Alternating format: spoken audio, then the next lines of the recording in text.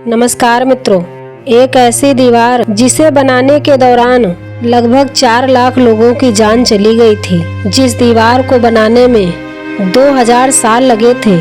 दुनिया का सबसे बड़ा मैन स्ट्रक्चर है ये दीवार और 7 अजूबों में शामिल है यह दीवार।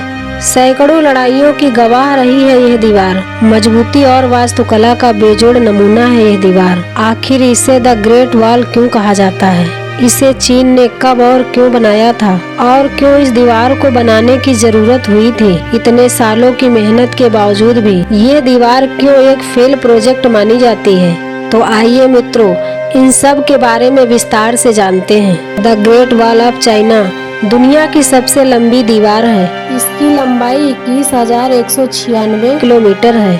ये लंबी इतनी है जितने में आप आधी धरती का चक्कर लगा सकते हैं। भारत में कश्मीर से कन्याकुमारी तक 6 बार नाप दिया जाए तब जाकर इस दीवार की लंबाई की बराबरी हो जाएगी।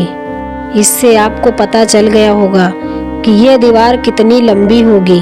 यदि कोई व्यक्ति रोजाना 40 किलोमीटर पैदल चलकर इस दीवार से एक छोर से दूसरे छोर तक जाना चाहे तब उसे 18 महीने का समय लग जाएगा।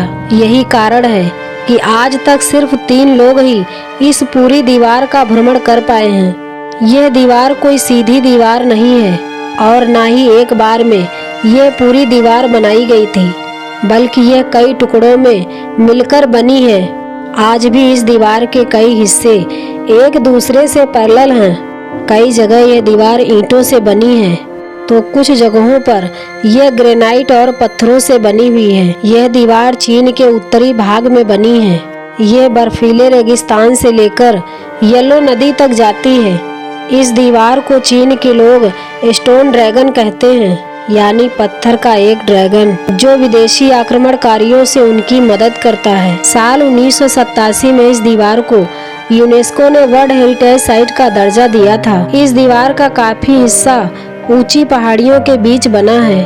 कई जगह ऐसा है जहां पर पैदल पहुंचना मुश्किल है।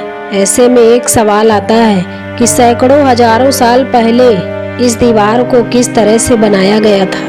इतिहास के पन्ने उठाकर देखें तो चीन में काफी समय तक एक हिस्से में नदियां, झीलें, उपजाऊ जमीनें हैं तो दूसरे हिस्से में सूखे रेगिस्तान और बंजर जमीन है। सबसे पहले चीन के संजई प्रांत में रहने वाले लोग खेती बाड़ी करनी शुरू की थी और ये लोग येलो नदी से सिंचाई किया करते थे। चीन के पड़ोस में मंगोलिया, मंचूरिया और जिंजवा जैसे साम्राज्य थे। इन इलाकों में बहुत उपजाऊ जमीनें नहीं थी। यहाँ पर अधिकतर लोग नोमैड्स यानी कि चरवाहे रहते थे। मंगोलिया को तो आज भी नोमैडिक लैंड कहा जाता है। ऐसे में यहाँ रहने वाले चरवाहे अक्सर चीन में लूटपाट करने के लिए आ जाया करते थे। वे यहाँ पर लोगों से अनाज और अन्य सामान लूटकर वापस चले जाते थे। चीन के लोग सभ्य थे जबकि वो लोग देहाती थे। चीन के लोगों ने अपनी और अपने सामान की सुरक्षा के लिए शहर के चारों ओर दीवार बनाने की शुरुआत की और उन लोगों ने पहला अपना राज्य चुना और एक अंपायर बनाया। इसके बाद बॉर्डर डिफाइन किया गया और इसकी सुरक्षा के लिए दीवार बनानी शुरू कर दी गई। भारत में भी किले के चारों ओर लंबी और ऊंची दीवारें बनाई जाती थीं। किन्सी हुआंग चीन का फर्स्ट अंपायर बना और उन्हीं के समय में लगभग 223 बीसी में the great wall of China बनाने की पहली शुरुआत हुई थी। लेकिन यह दीवार सिर्फ एक राजा के द्वारा नहीं बनाई गई थी, बल्कि कई राजाओं और साम्राज्यों ने इस दीवार को बनाने में अपना सहयोग दिया था और 2000 सालों में ये दीवार बनकर तैयार हुई थी। इसे बनाने में चीन के राजाओं ने अपने जमाने के बेस्ट इंजीनियर्स की मदद ली थी। दीवार का अधिकतर हिस्सा क्ले ब्रिक से बना हुआ है। ये ईंटें वैसी ही थी जैसे कि आज हम अपने घर बनाने के लिए इस्तेमाल करते हैं, लेकिन इन ईंटों का साइज आज की ईंटों के मुकाबले 4 गुना अधिक था। दीवार को खड़ी करने से पहले नींव भरी जाती थी और ये नींव ग्रेनाइट पत्थरों से भरी जाती थी। दीवार के बाहरी हिस्सों में चिकनी ईंटें लगाई जाती थी जिससे कोई भी बाहरी आक्रमणकारी इन दीवारों पर चढ़ ना सके। ईंटों को चिपकाने के लिए लाइमस्टोन और चावल के पेस्ट का मिश्रण तैयार किया जाता था। पूरी दीवार बनाने में 500 बिलियन ईंटों का इस्तेमाल हुआ था। ऐसे में आप अंदाजा लगा सकते हैं कि कितने टन चावल का पेस्ट भी लगा होगा। चीन की दीवार की एवरेज ऊंचाई 23 फीट है और चौड़ाई करीब 21 फीट है। कुछ जगहों पर इसकी ऊंचाई 9 फीट है तो कई जगहों पर ये 35 फीट तक ऊंची है। चौड़ाई इतनी है कि एक साथ 10 पैदल सैनिक या 5 घुड़सवार सैनिक इस पर दौड़ सकते हैं। दीवार के दोनों तरफ रेलिंग बनाई गई है जिससे सैनिक नीचे ना गिर सके। इस दीवार में यदि आप ध्यान से देखते हैं तो जगह जगह इसमें आपको होल्स नजर आएंगे। यह होल सैनिकों के लिए बनाए गए थे।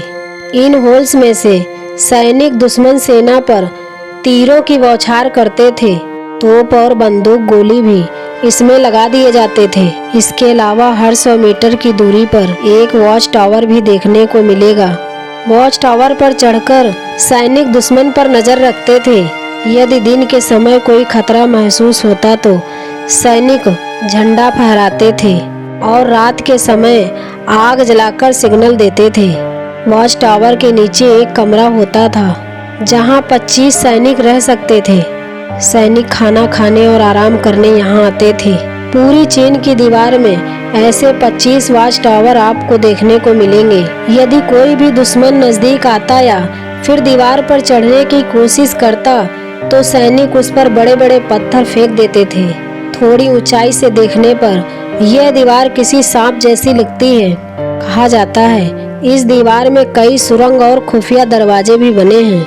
यह बात सिर्फ चीन के सैनिकों को ही पता है, जिससे वो एक जगह से दूसरी जगह पर बहुत कम समय में पहुंच सकते थे। कुछ इतिहासकारों का यह भी मानना है कि इन गुप्त दरवाजों से चीन के सैनिक मंगोल में प्रवेश करते थे और वहां पर लूटपाट कर वापस आ जाते थे। इस दीवार को बनाने में करीब 20 लाख मजदूरों ने अपना योगदान दिया था। मजदूरों के अलावा हजारों घोड़े, गधे और अन्य जानवरों पर लादकर यहाँ तक सामान लाया जाता था।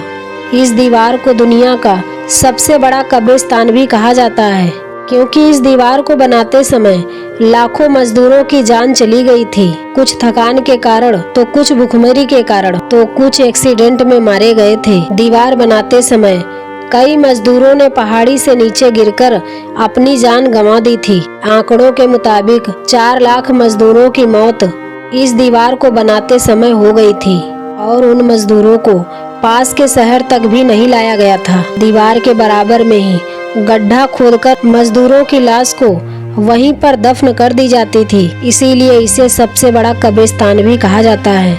इस दीवार को बनाने का मकसद सिर्फ दुश्मनों के प्रवेश पर रोक लगाना नहीं था, बल्कि प्रसिद्ध सिल्क रूट की सुरक्षा को देखते हुए भी यह दीवार महत्वपूर्ण मानी जाती है। सिल्क रूट पर जो व्यापारी सामान लेकर यात्रा करते थे उन्हें बीच में ही लूट लिया जाता था। उस समय दुनिया भर में सिल्क की मांग काफी अधिक थी।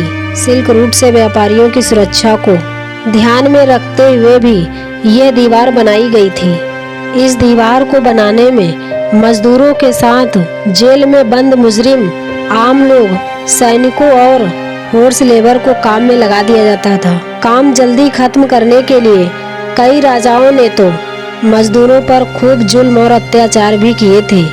दिन भर उनसे काम करवाने के बाद पेट भर खाना भी नसीब नहीं होता था। इस दीवार को बनाने वाले राजाओं का नाम भले ही इतिहास के पन्ने में दर्ज है, लेकिन कई राजा और डायनेस्टी इस दीवार को बनाते बनाते कंगाल हो गए थे। यदि आज ऐसी दीवार बनाने की कल्पना भी की जाए तो सैकड़ों बिलियन डॉलर्स खर्च हो जाएंगे और उसके बाद भी इतनी मजबूत दीवार नहीं बन पाएगी। हैरानी की बात तो यह है कि इतनी मजबूत और बड़ी दीवार होने के बाद भी यह एक प्रोजेक्ट फेल मानी जाती है। कई इतिहासकार चीन के इस दीवार को व्यर्थ बताते हैं। ऐसा इसलिए क्योंकि इस दीवार के बनने के बाद भी मंगोलों और विदेशी आक्रमणकारियों ने चीन पर हमला किया था। यह दीवार उन आक्रमणकारियों को रोकने में कामयाब नहीं हो पाई। 13वीं शताब्दी में चंगेज खान ने इस दीवार को लांघकर चीन में घुस गया था और उसने चीन में खूब तबाही मचाई थी। इसके बाद इस दीवार का दायरा और बढ़ा दिया गया था। साल 1550 में मंगोल्स ने एक बार फिर चीन की यह महान दीवार पार कर दी थी। बीजिंग और अन्य प्रांतों में खूब लूटपाट और तबाही मंगोलों ने मचाई थी। असल में मंगोल के चरवाहे हमेशा से ही निडर और बहादुर लड़ाके रहे हैं। साल 1644 में मांचू कबीले के लड़ाकों ने चीन में प्रवेश किया और तख्त पलट कर रख दिया। इसके बाद चीन मिंग डायनेस्टी का राज खत्म हो गया और किंग डायनेस्टी ने कब्जा कर लिया, जो 20वीं शताब्दी तक जारी रहा। इस डायनेस्टी के दौरान मंगोल भी चीन का एक हिस्सा बन गया था, क्योंकि मंगोल्स के खतरे से बचने के लिए यह दीवार बनाई गई थी। यहीं पर चीन अपने सोल्जर को ट्रेनिंग दिया करते थे। इसके अलावा जापान की आर्मी को रोकने में इस दीवार ने काफी मदद की थी। आज ये दीवार दुनिया भर के पर्यटकों के लिए आकर्षण का केंद्र है। मित्रों, ये हमारी वीडियो आप लोगों को कैसी लगी कमेंट कीजिएगा और हमारे channel story line audio cast को लाइक और सब्सक्राइब कीजिएगा।